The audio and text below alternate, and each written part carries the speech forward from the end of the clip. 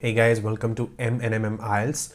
In today's video, what I'll be doing is I'll show you a sample answer of a bar chart in your IELTS exam, from your IELTS exam, because in the previous video what I did was I explained how should you attempt a bar chart, and definitely I wanted to come up with a video where I can show you how to write one so that you get your full score and you can achieve your desired score. Let us get started. So this is my bar chart, and this is the question that I have right above the bar chart over here. The question says, the first thing I would do is I would read my question and I would understand what it is trying to say. It says the graph below shows the number of trips made by children in one country, one country, to travel to and from school in 1990 and 2010, which means there is a data from two different years. And one of the data from horizontal and vertical axis is number of trips children in millions per year. That is what they are trying to say. Summarize the information by selecting and reporting the main features and make comparisons where relevant. Now that is the most important part. What are they asking you to do? Because when you read this part, summarize till the end, that is where you need to understand that this is what they are after. Because whatever they are asking you to write, if you do not cover that part and you write everything else, whether you've written a fantastic bar chart explanation but you have not written what they have requested you to write, you will not get your desired score. So summarize, which means we have to write a summary. We don't have to write a very in-depth explanation of every single data that you see on your screen or on your bar chart. So we have to write down a summary. So I would make sure that I understand the key important words. Summary. Information by selecting and reporting the main features. Now what is main features? Whatever stands out from the trend, like maximum, minimum, that is the main feature of any bar chart, which is different from the trend, the normal trend that is going on. That is kind of a highlighting part of the story, right? And make comparisons wherever relevant, where relevant. So comparisons. So I have to make sure when I write my bar chart, I have done some sort of comparison. So if I take care of these 3 points, which is writing a summary, main features need to be covered, and making comparisons, I will get my desired score. Obviously things like grammar, spelling, vocabulary, word limit, everything matters. Minimum you should attempt to write 150 words, like that's the bare minimum standard. All right, now so I've understood my graph. It is very important to understand the graph. There are two different years. There are a few modes of transport, right? Car, walking, cycling, bus and walking, which is a combination of bus and walking, and bus. So that is, these are a few modes of transport, and they are used by children of school and in some year of some country. They haven't given the name of any country, so we will not write that. All right. Now let us look at the sample answer that I have written, and I will also explain you why I have written what I have written. All right. My preference is always 4 paragraphs. That is like a very straightforward writing template for me, where the first paragraph is introduction for me, right? Then the next 2 paragraphs, I always call them body 1 and body 2. And the last paragraph is definitely my conclusion. So I would always like to introduce my bar chart in the introduction paragraph, which is kind of a background of what the bar chart is all about.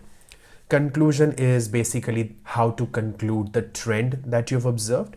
And body 1 and body 2 is where I would discuss the main features and I would make some comparisons, because I have been asked to do that if I want my desired score. Let us look at the bar chart introduction.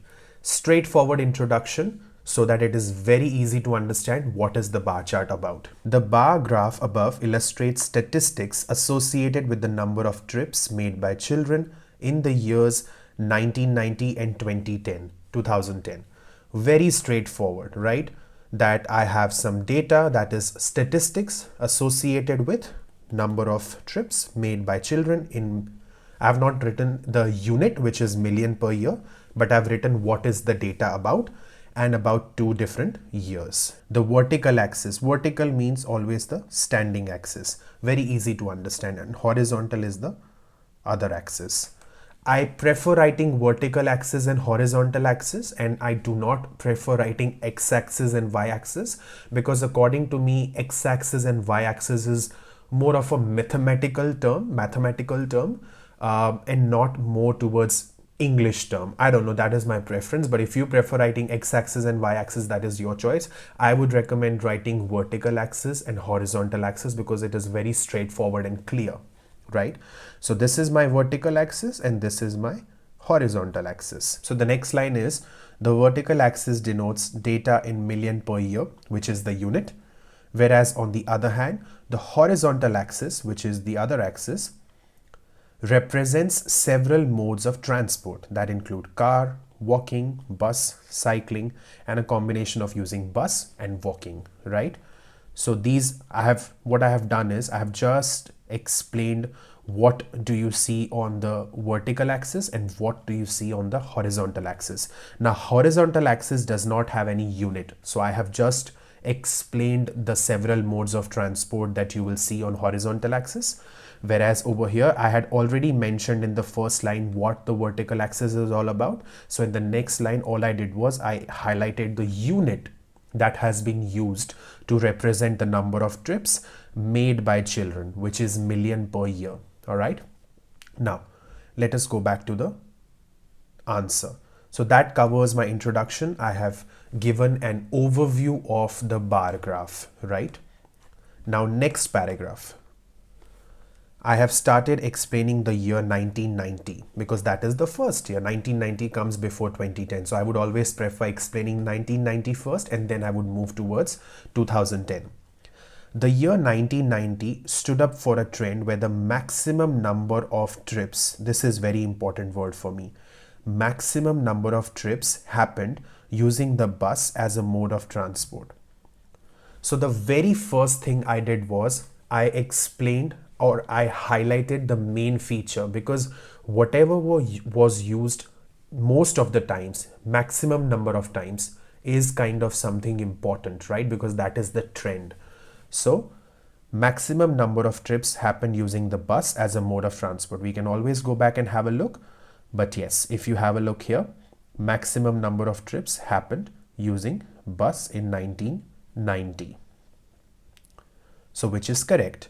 Next thing, approximately 12 million trips were preferred using the bus, which was exactly twice the number of trips made using walking and cycling for the same year, right? So now I have done a little bit comparison, and the reason I use approximately over here is when you are not exactly sure of the number, it is always good to use words like about 12 million trips, approximately 12 million trips, close to 12 million trips, because you're not exactly sure of the number from the bar graph. So I would not make any guess and I would be on a safer side by using such words.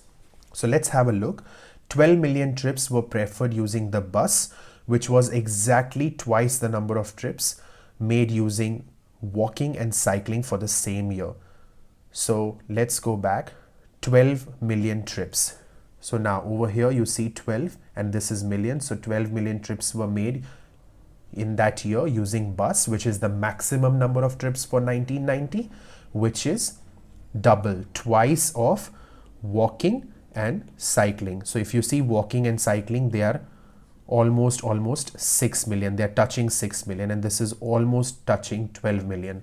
So I'm just on a safer side by writing the word approximately, because this is double to these two. So I've done a little bit of comparison. I've highlighted the main feature. I'm on a safe side. So that has been done. Trips using a car were not as high in number as other modes like walking, cycling or bus, and were measly 4 million. So measly 4 million is like just 4 million. So instead of writing just, I've written a different word. I want to also show here to the examiner that I have a wide range of vocabulary. So it is preferred to use some different sets of words and not the words that are very common. And that is why I have written measly.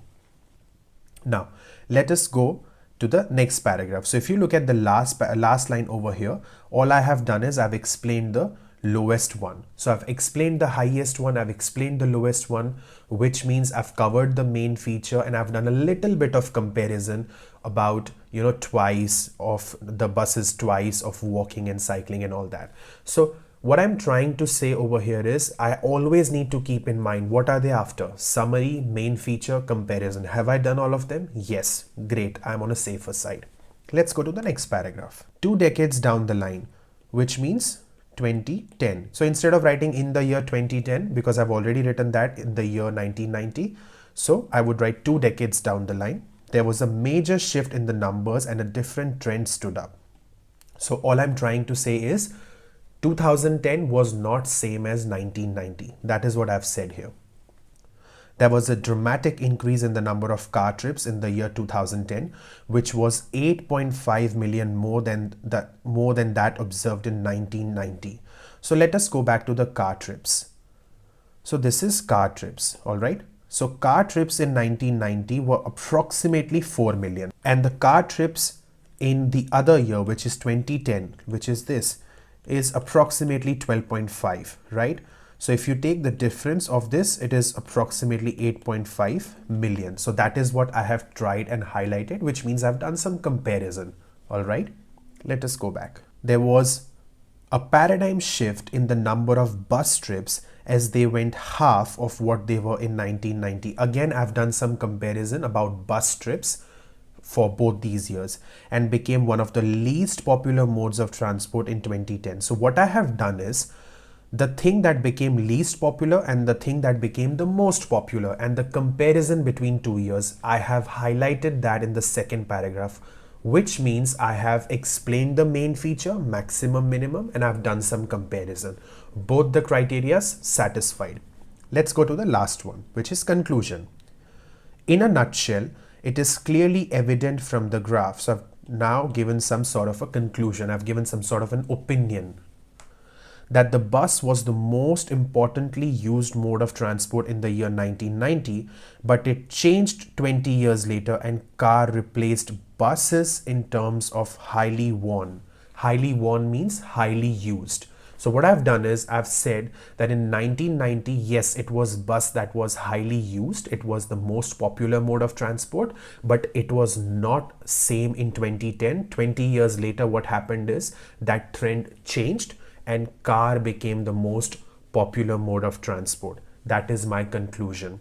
Again, I need to ask this question to myself. Have I satisfied all the criteria that I was asked to? If the answer is yes, that is good. It is always good to check your work, proofread your work, check your spellings, grammar, vocabulary. Have you repeated words? If yes, correct them. And that's how you get a good score. With that, I'll take your leave. And if you have any concerns regarding IELTS topic, please put them in the comment section below. And we are more than happy to make videos on those topics. Bye for now.